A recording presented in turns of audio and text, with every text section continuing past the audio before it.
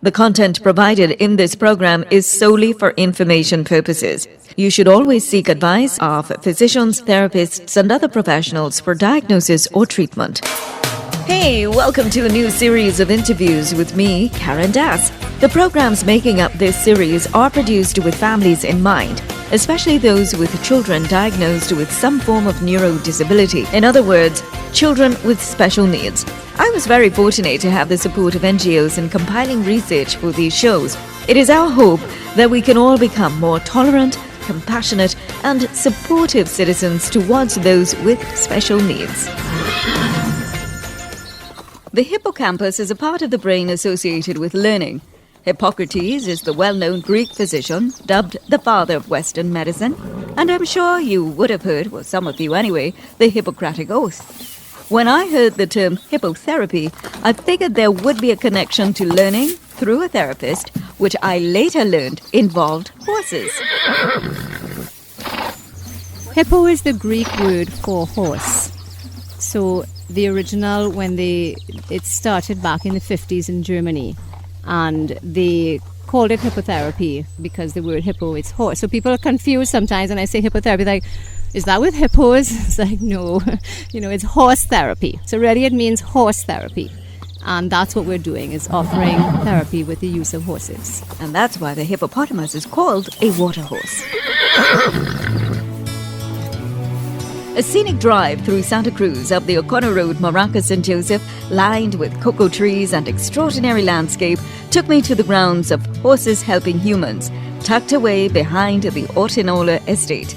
It was there I met with Karen Stollmeyer for a chat on horse therapy and its role in improving lives.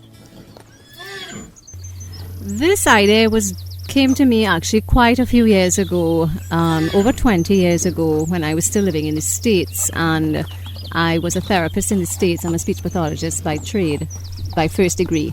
And I was working in the States, but I'm an equestrian from birth, and I'm a horse lover from birth. I came across the field of hippotherapy when I was a therapist working in the States, in Miami, and that's where I got introduced to the field and thought how wonderful that I could marry my profession and my passion. And went to a conference in the States and decided we wanted to try to do that. So Horses Helping Humans was actually born in Miami in 1999 with another lady that I was riding with at the time. But it was very short-lived. The logistics of running this type of business are very complicated, and it only lasted about 3 months. So I shelved the idea thinking, that will never happen again. I don't have those resources. It's just impossible.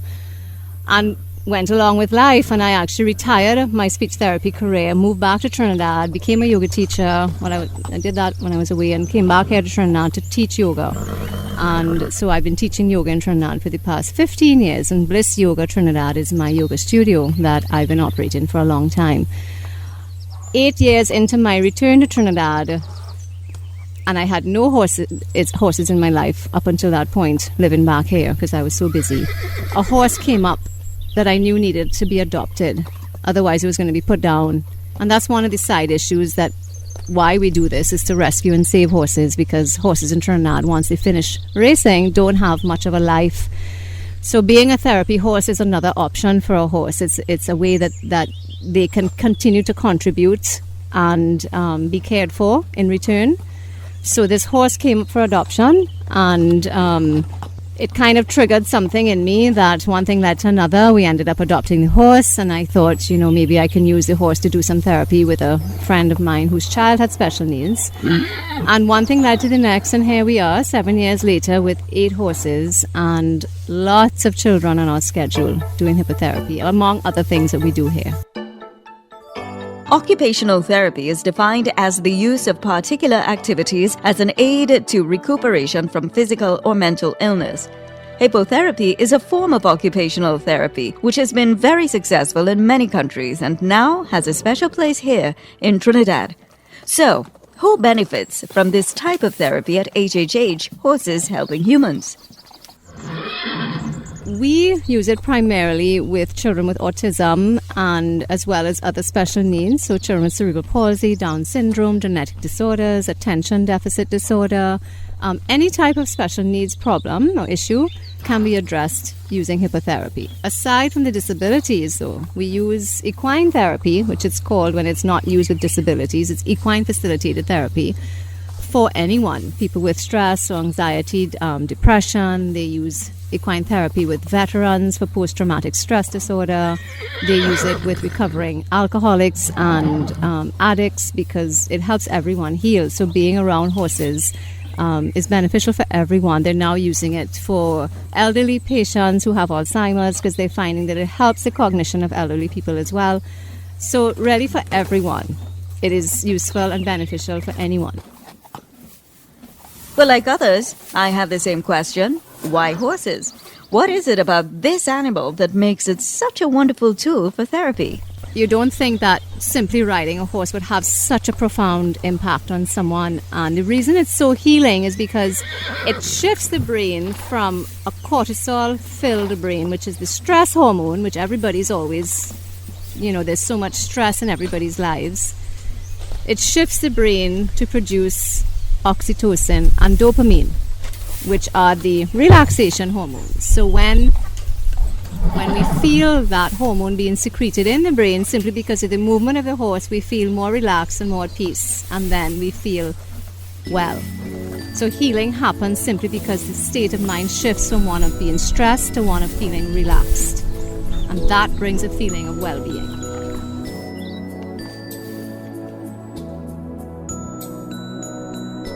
Scientists believe that horses have evolved over the past 50 million years from much smaller creatures.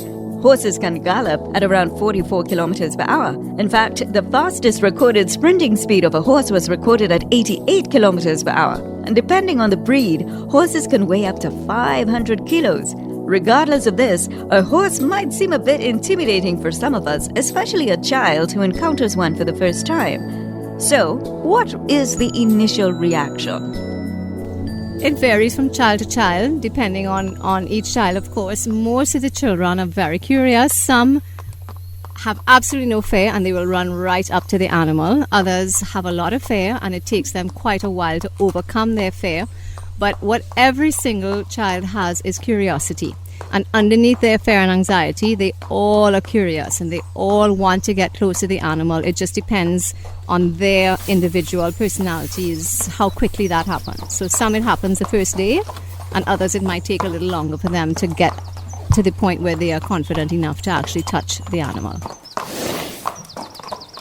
But when they finally get to riding, because we actually do a bunch of things before they get to ride the animals. So we do interaction with them, they feed the animals, they groom them, they lead them. So there's a whole lead up to actually getting on the horse.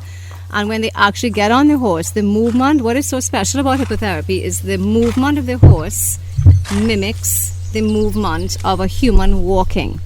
And what that does is it stimulates the brain in the same manner that would be stimulated by a human walking. And for some of the kids, for instance, the kids who have cerebral palsy, who have difficulty walking, their development is stunted in general, but also because they lack that bilateral movement. So once the child starts to move with that bilateral movement, the brain is stimulated in a way that it helps the brain to integrate the sensory impressions that are coming into that body. Autistic children have a really hard time regulating their inner environment. So the outer environment stresses them out highly because the information that is coming into their nervous systems is highly overwhelming. So they become anxious, they become fearful, they break down in meltdowns, we call them, the behavior tantrums, they scream, they kick, they cry, simply because they can't handle the information that's coming in. Once they get on the horse and that movement starts to regulate their inner system, it calms them down to the point where they can then function, they can focus, they can attend to information in a better way, and then they can learn.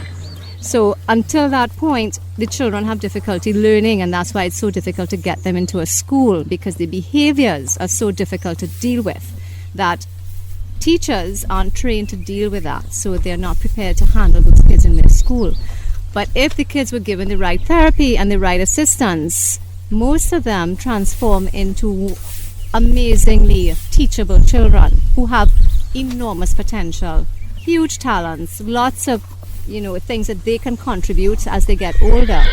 But unless they're given the right environment for them to thrive, their potential gets lost. So it's actually the movement of the horse that stimulates that inner synchronization of all of their faculties that then allows them to re-enter the world in a much more organized manner. Is it really as easy as taking a child with special needs to horse therapy? When people call me, I just say, yes, the first session we come, we're going to see what the child is presenting with, how they react to the environment, what they do in the session, and then I will give the parent my it's basically an informal assessment of the child. I look and see what their capabilities are, what they're what they're struggling with, and then we devise a plan to go forward with for the child and the parents. And a lot of what I do is education of the parents as to how to take what I do home with them so that they can continue the work that we do here. So I give out a lot of information on homeschooling information, on basically ways how to interact and teach their children, because most of them are not in school, right? And most of them can't afford to be in school, or the schools are not willing to take them.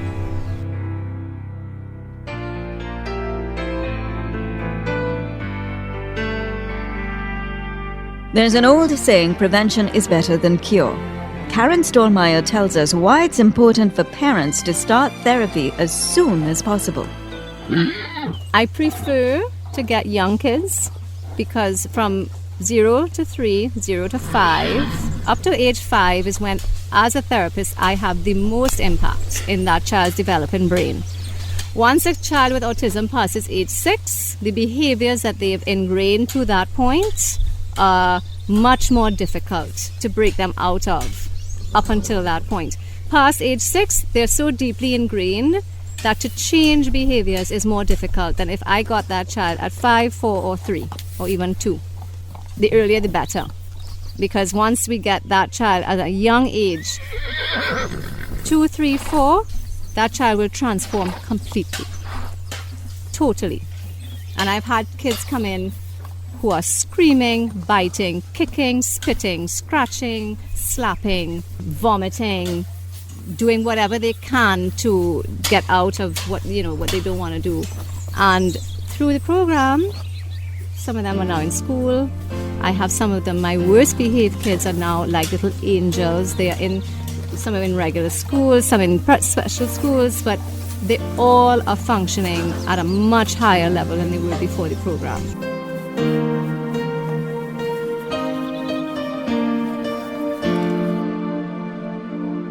You're listening to Special Needs with me, Karen Das. My guest is Karen Stollmeyer, co-founder of HHH Horses Helping Humans. Karen Stollmeyer is a certified speech and language pathologist, international registered yoga teacher, yoga therapist, and hippotherapist. In this program, we explore the many ways horses can help in rehabilitation and holistic well-being. Despite the large collection of research and data produced, as well as designated days and events to boost awareness, many people haven't yet quite caught on to autism, the signs, the treatment, and challenges. Horses Helping Humans is one of the many NGOs in Trinidad and Tobago offering help for families, and more specifically those with special needs. I have my team is my husband, Ernie Matthews, who is really the other half of my program. I couldn't do this without him, and he supports everything that we do. He's my right hand. He's built this entire stable, so he is the team, him and I. And then Brittany, who is my full-time assistant, she works with me here, taking care of the horses, doing the therapy, and we have a whole team of volunteers as well. And I have a stable guy, Sean, who looks after the horses when we are not here. So it's 24, it's 7 days a week. The horses have to eat no matter if we're not here, if we don't have therapy, if we don't have funding, the horses have to eat. So it's a constant daily show that needs a lot of hands to sustain it. So first, there's the evaluation and assessment of the participant, followed by a proper introduction to the horse. My next question is, how soon after therapy begins can one see changes taking place? Well, right away. I mean, you can even just from eye contact, you'll see children if they're looking at something, it interests them, because autistic children will look away. They choose to look away from things that are too stimulating, but if something attracts them, they will look at it. So even just by looking at the horse, we know that and they will sneak little glances, and then even making attempts to touch the horse. Parents will look and go, I can't believe my child is doing that. I can't believe, wow, that they're just in awe when they see the child open up and do things that they will not do in other environments, simply because there's no motivation or stimulation to do so. And for kids with special needs, motivation is key. If you cannot motivate them to push past their disability, you're stuck as a therapist, because the person has to want to do something. To get better, you have to want to do something. So you have to create an environment that is engaging for the child, where they want to put their best effort forward, and that's what happens here. So it happens very quickly. We get rapid changes in these children, simply because after the first couple of sessions, when they realize this is really fun, and when they get on that pony for the first time and they are just blown away. We have kids who scream up until the point they get on the horse, they stop screaming for the ride, and then we get them off and they scream again, simply because the ride was so peaceful for them that they're able to engage in that moment. And then over time, the effects of that ride stay longer and longer and longer. So kids will come and their parents will say, wow, they were calm for 2 days after that first session. That's how much it affects the sensory integration of these children. It's amazing. It's profound.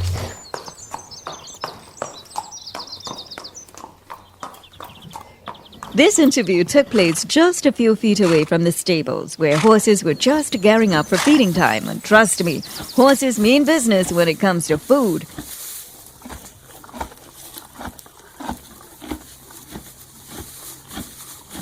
And I guess we all have that in common. However, just as each participant has to have an evaluation done before the start of any therapy, horses too must have their own assessment. All of our horses, we choose them carefully.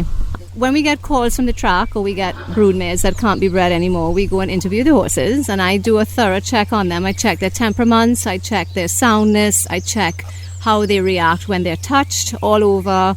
And then, of course, how they handle being ridden. Once they pass all the tests that we require, in terms of they are calm, they're quiet, they haven't been abused, they don't mind being touched, they have the right personality and temperament, if we have the space, we take them in. And then it takes a while. I work with the horses for a long time, shifting their minds into this space. They get accustomed to what's required of them, they understand the nature of the job. They get accustomed to the types of kids that come around them, and over time they adjust to the job, and then you see how their reaction to the children is actually very special, and they're very gentle with the children, and they're not flustered by the behaviors, the screams. They kind of understand that that's not it's not being directed to them, so they don't need to fear what's happening. So it's a process, though. Everybody has to kind of shift into a new understanding of what's expected from them. We have 8 right now, and 2 donkeys. The kids love them, and we do use them as part of the attraction. So for those who might be thinking any ordinary horse can help with special needs, you definitely need to reconsider. Just when there's an ailment that affects a specific part of the body, more than likely you'll visit a specialist to treat that problem. Where therapy is concerned, it's just as important to be knowledgeable about where, what, who, and how that treatment will happen. You need a certified therapist, speech, physical or occupational therapist, to call it HippoTherapy. There's therapeutic horseback riding that's done by people who maybe teach riding to people with special needs, but that's not therapy. Therapy is goal-oriented. You have a trained therapist setting the goals and working with that child. And then, of course, the safety is always key, and not every horse is suited to this work. And if you just have a horse that's by somebody's farm and you send anybody by somebody's horse, that person could get seriously damaged, because you have to be very careful in how you approach horses, what horse you do, and it's a lot of very careful thought that goes into everything. But what goes into the maintenance, not just of the stables, but the real stars of the program? Well, first of all, you need the space because horses are large and they need room to move around and, just have that space to feel that they are, their life, it has meaning. And a lot of horses are kept in a very small, confined space, which depletes their sense of self. So, first of all, space is key. You need to have land to keep horses. Land that is good for horses, not just any type of land. They eat a lot. They eat. If they were in the wild and grazing, they graze for 15 hours a day, continuously. They are known as continuous feeders. So they eat a lot of grass, plus grain, plus hay. So we need someone to feed them in the morning, in the afternoon. They need to have grass throughout the day given to them. They need to be groomed or bathed every single day. Their coats need seeing about. Their hooves need seeing about. My horses get regular pedicures. I don't. The farrier comes every month to do their feet. They have lovely, nice, well-kept hooves, right? So their needs come first. Because really, if you don't have a happy horse, you don't have a horse. Because that horse then becomes dangerous. And a happy horse is a calm horse. An unhappy horse is a dangerous horse, right? And that unhappy horse is one that's going to show its unhappiness by maybe biting or kicking or doing something to show that it's not happy. A happy horse is a relaxed horse, and a relaxed horse is a willing horse, and then you have a partner. So it's a lot of psychology that goes into getting a therapy horse, because a therapy horse is different than just a strict riding horse. A riding horse, you're just going to go and ride the horse. You want a calm, nice horse to ride, and if you're a good rider, you're going to have a good ride with that horse. But a therapy horse, you need the mind of that therapy horse to be in a particular place. So they must have their proper turnout. They must have enough food. They must be in a mental state of relaxation in order to be effective and safe doing their work. Now, we've learned about hippotherapy, equine-assisted therapy. We've learned about the horses, the participants, the way therapy works, the upkeep of the area. But I had to ask about the therapist herself. I mean, how often do we really think about the person doing the bulk of the work? Well, as a therapist, it has taken me to a place where I thoroughly enjoy doing what I do. Because for a while in the past when I was working, therapy is very draining. You have to give a lot of yourself. You have to be the motivator. You're working with parents who are stressed. You're working with children who are stressed. You have to be that cheerleader for everybody. So it can be very draining as a therapist. Emotional burnout is high with therapy, right? Because you have to give so much of yourself. What the horses have done doing it in this manner is I feel like I can do this in depth, like it doesn't drain us, it doesn't, we don't get frustrated with it. It's just enjoyable, it's fun for us, it's fun for the kids, it's fun for everybody. We enjoy what we do, we have a great time with the horses and the kids. And what it has helped me is to actually enjoy working with the kids with autism. They're not easy to work with. They are not easy to work with. They require a lot of patience, they require a lot of understanding, and the horses have helped me even become more patient and understanding and compassionate with the children. So it has helped me grow as a therapist to have more capacity, rather than less, which I found before working with the horses as a therapist, I was getting depleted as the years went by. And it's hard to keep up that level of giving when it's a constant give. So the horses help everybody just stay and able to give more. Some locals like to think of Trinidad and Tobago as progressing towards first world status at maximum speed. And while it's helpful to have a certain level of confidence, we still have some distance to cover, especially with the way we treat with special needs. I think as a society we are trying to. I think that we are young in the game of disabilities simply because we haven't progressed to the point that the rest of the world is. And the rest of the world has very advanced facilities for people with disabilities, and they are given high consideration as a prioritized member of their societies. So thought is put into people with disabilities, and the environment is catered so that people with disabilities are included. Just doorways, access points, roads, bathrooms, so that the disabled person doesn't walk into a room and go, I can't get up there, or where's the bathroom? I can't use that bathroom. That's not an issue in other countries because it's all thought out and everything is laid out so the disabled person can live. They can, without needing help, they can have an independent life. In Trinidad, we still don't have facilities. We don't have, enough support. We don't have enough awareness, and we really need to buck up on that. And there's a lot of talk. People, in Trinidad like to talk. There's always talk. There's talk about this. There's been talk about this for years. There's been talk about changing things and doing things better, but it doesn't really get off the ground. At Horses Helping Humans, I consider ourselves so fortunate that we have a subvention through the Ministry of Health to provide this service for the kids who are the most vulnerable, the most disadvantaged out there. So I can't say that there's nothing being done, because the government does help through our program. We are so grateful, and the parents that we assist are so grateful for that they can access this service. But for the most part, there's no free therapy. It's very expensive. It's all private paid, which is fine. Everybody, it's a business. You have to pay for therapy. But as a parent, when this is your reality and you have to pay for that therapy, 2 or 3 therapies, 2 or 3 times a week, every week, indefinitely, it's a serious financial burden on most families. So the support needs to be increased. The funding needs to be increased. The opportunities need to be increased. Special schools need to be built.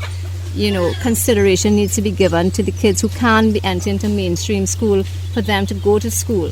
Not just shut the doors on these kids in our country, because that's what's being done. And so it's still not where it should be. We have to give these children a chance. We have to give them the chance to be a productive member of our society, and they can.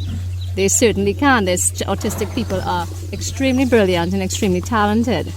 So everything has to change here, but we are growing, we're evolving, and the more that ordinary people like you and I, do things to help others in this situation, then it will come to the day when it's no longer, we need to be more aware. It's simply in place, and it's a fact of life now that everybody knows these people are like us. They deserve the same rights that we have, and they own those rights, and they need to be supported in the same manner.